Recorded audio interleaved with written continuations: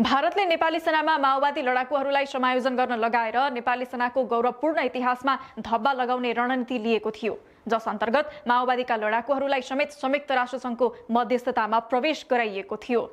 माओवादीको नेपाली सेनामा प्रवेशले अब नेपाली सेनालाई विश्व समुदायले गर्ने विश्वासमा कमी आउनेछ र बिस्तारै संयुक्त राष्ट्रसङ्घको शान्ति सेनामा नेपाली सेनालाई जानबाट रोक्न सकिन्छ भन्ने भारतलाई थियो। तर माओवादीबाट नेपाली सेनामा प्रवेश गरेकाहरू सेनाको आचार संहिताभित्र बसेर उनीहरूले पोखेको राजनीतिलाई नेपाली सेनामा प्रवेश गर्नु अघि नै प्रचण्डलाई जिम्मा लगाइदिए।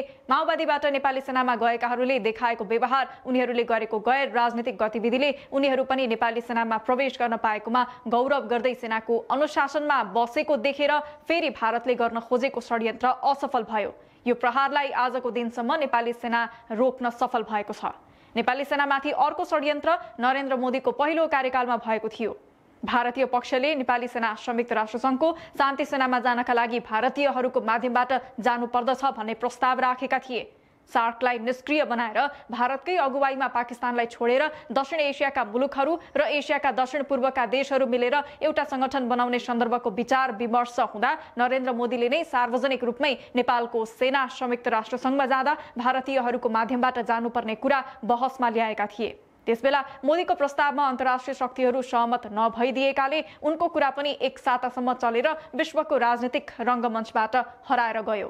पटक पटक नेपाली सेनालाई कमजोर पार्न भारतले खेलेको भूमिकाबाट सबै अवगत नै छन्। अन्तिम पटकको भारतको प्रयास जेएनजी आन्दोलनभित्र घुसपैठ भएर हावाहुरी आए जस्तै आयो, तर सबै खाले हुरीलाई छेक्न नेपाली सेना सफल भएको छ। फेरि पनि भारतले तिहारपछि अर्को र अन्तिम प्रयास गरेर नेपाली सेनाको भूमिकालाई संकुचित गर्ने प्रयास गर्ने संकेतहरू देखिएको छ। सेना सिंहदरबार जलाउँदा ठुलो ठुलो हेरेर बस्यो भनेर 2+1 का पक्षधरहरू अझै भनिरहेका छन्।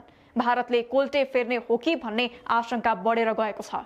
तिहार पछिको स्थितिलाई रोक्नका लागि आन्दोलनकारी जेएनजी समूह र अन्तरिम सरकारबीच राजनीतिक सहमतिको रूपमा एउटा सम्झौता गरेर त्यही सम्झौताका आधारमा प्रत्यक्ष कार्यकारी प्रधानमन्त्रीको निर्वाचन गराउने आधारहरू बनाउन सकिन्छ।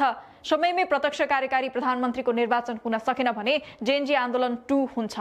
त्यसबेला नयाँ सोचका साथ नयाँ परिवेशका आधारमा नयाँ नेतृत्वकर्ताहरू जन्माएर नेपालको हितका लागि नेपाली सेनाले रचनात्मक भूमिका खेल्नेछ र जसरी भारतका पटक पटकको प्रहारहरूलाई निस्तेज गरेको छ त्यसै गरी अबका दिनमा आउने थप षड्यन्त्रलाई समेत नेपाली सेनाले नेपाली नागरिकसँग होस्टेमा हैसे गरेर निस्तेज पार्नेछ।